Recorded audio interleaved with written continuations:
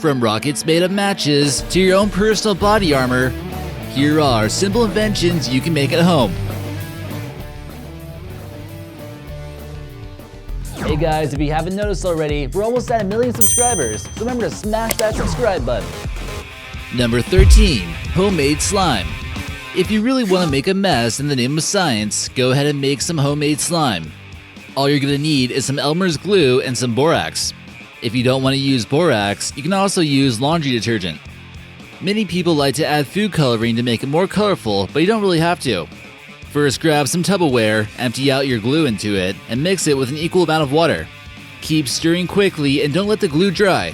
Slowly begin to add borax until you get the proper consistency that you're looking for. You probably don't want to add too much more borax than glue. Once the heap of gooey slime is properly mixed, store it overnight in the fridge. Just make sure that no one eats it.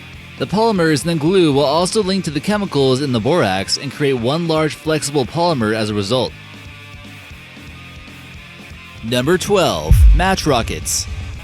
Now here's a creation you don't want to show your kids right away, but it still seems fun nonetheless. Grab some aluminum foil and cut out a square about the size you want it to be, and also a small square, but not too much or it won't fly. Wrap it around something like a small stick to give it its shape, and then have one end folded over.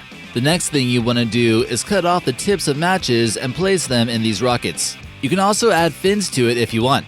Add some match heads into the aluminum rocket tube and you're almost done. Let the aluminum tube have about 1.5 inches of space for it to shoot off smoothly from your paperclip launcher. Holding a flame near the phosphorus tips will cause the gases to heat, causing a mini launch of about 20 to 40 feet if made correctly. Number 11. Magnetic fluid. Have you ever been curious to see magnetic fields in action? Magnetism is all around us, but so hard to actually see it. For this next one, you need some vegetable oil, a rare earth magnet, and some printer toner. Printer ink does contain iron, so it makes it perfect for us to use with experimenting with magnets. Find a good jar and pour in about 50 milliliters of the printer toner. That stuff is expensive, so don't use too much. Then take about 2 tablespoons of vegetable oil and mix it together so it has a thin consistency. This will make it easier to move. Grab your magnet and hold it outside the jar. This will allow you to see the shapes of the magnetic pull. You'll notice the closer you hold the magnet, there's more little spikes that the fluids will create. The further you hold it, the bigger spikes you'll get, but there'll be less of them. Number 10. Homemade Peashooter. Although this won't work great against zombies, it should be able to help you take out a bird in a tree in order for you to get dinner that night. It's really simple to make and only requires a water bottle, a small pipe, a balloon, a rubber band, and or some duct tape.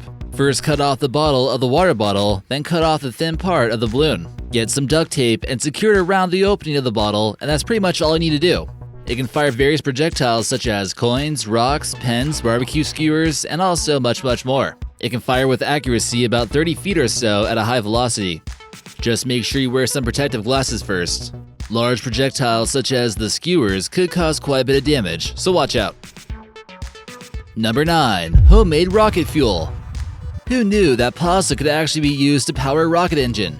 For this, you need hydrogen peroxide, yeast, Zeta pasta, a jar, a canning jar lid, and probably a fire extinguisher, just in case. Pour in the hydrogen peroxide about 3/4 of the way full, and then a 1/4 teaspoon of yeast. This will result in a lot of fizzing. The canning lid can be taken from something like a can of soup after you open it. You don't want to use the original lid from the jar for safety reasons. Poke a hole about 1/4 inch in diameter into the canning lid and place it over the fizzing concoction of yeast and hydrogen peroxide. Next, place the uncooked ziti over the hole on top of the canning lid. Then be careful and light the top of the ziti. Since a lot of oxygen is being pumped through the canning lid hole, it gives the ziti a constant source of fuel. Rocket engines use very similar methods to this one. Number 8. Coat hanger bow and arrow. We all know how useful a bow and arrow can be, and why not just make one at home? All this one really needs is a coat hanger and rubber band. You'll need a coat hanger that looks like this with hooks on the edge like we see here. The rubber band will be placed on the hooks and will need more of a skewer type stick or arrow. You can decide on a creative way to add some fletches, maybe duct tape works fine. Consider adding multiple rubber bands to make it more powerful too. Add as many as you can until the arrow doesn't get pulled back too far past the coat hanger. If it does, this can lead to a misfire. You can also consider getting a pair of pliers and cutting off the top hook part of the hanger. Number 7. Duct tape hammock. Duct tape can really get her done. There are quite a few things you can make from simply duct tape in everyday items. Have you considered buying a hammock to relax, but only noticed that they were way overpriced? Any possible problem you might have can ultimately be solved if you get yourself some handy-dandy duct tape. And possibly one of the most redneck inventions of all time, the duct tape hammock should be sturdy enough to fit yourself. For this, you need about 3 rolls of duct tape, some wooden rods, and some rope to help secure it on the tree. You'll need to weave at least 2 layers, but you might need an extra layer if you're planning on holding up Aunt Betty and Uncle Jimbo. Number 6. Homemade body armor.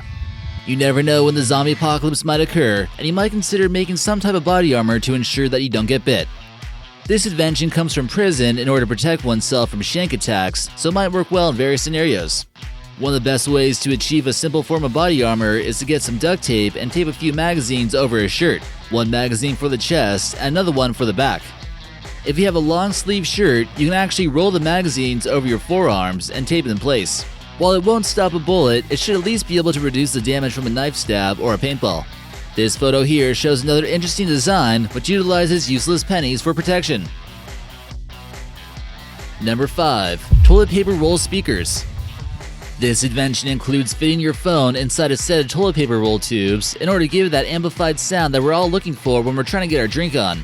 If you're looking for some smooth beats on a budget, this is certainly a way you can go. Not only does it look creative, the cardboard can actually amplify the sound. Most of the time you would simply throw this stuff away, so why not make good use of it? This guy here even added a few cups to see if it can make it louder. You can actually get somewhat better noise by placing your phone in a bowl, but either way, you won't be impressing anyone with this invention, but let the results do the talking. Number 4. Makeshift Microwave.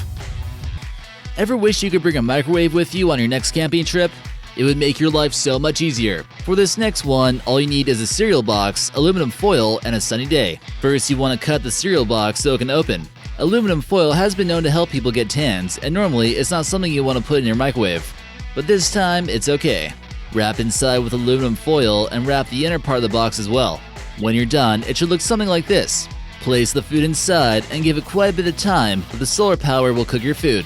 It's probably best to try it with something like a grilled cheese sandwich before possibly using it to cook meat from the giant bear you hunted with your bare hands. Number 3. Makeshift Oil Lamp. Staying warm in the wilderness is always important.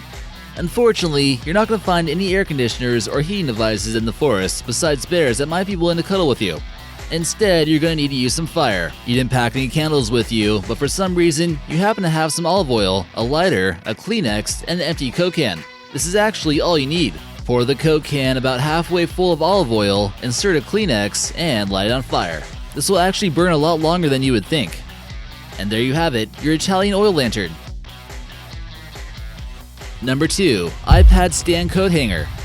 Many of us would like to properly position our iPad so that when we're watching Netflix, it can almost act as a television. Possibly the best way to achieve this is by creating a homemade coat hanger iPad stand. For this intriguing invention, you might want to get a pair of pliers. First, you'll want to fold it in half, straighten out the sides, and the hook part of the hanger so it almost looks like a peace sign. Then, you want to bend the edges and fit the hook part so it ends up looking somewhat like a pyramid. You can also check out Megalodon1's YouTube page for a step-by-step tutorial. And number 1. Homemade tornado machine. Many people believe that the government could be controlling our weather and creating tornadoes or hurricanes to cause chaos. But you could possibly create such technology at home with 2-liter bottles and some duct tape. The first thing you need to do is remove the labels from the soda bottles so you can clearly see through them. Pour water into one of the 2 liters and maybe throw in some soap to add some more chaos later on. Duct tape the 2 bottles together tightly so that none of the water will leak through. The result will be an insane vortex that even scientists at HARP will be jealous of.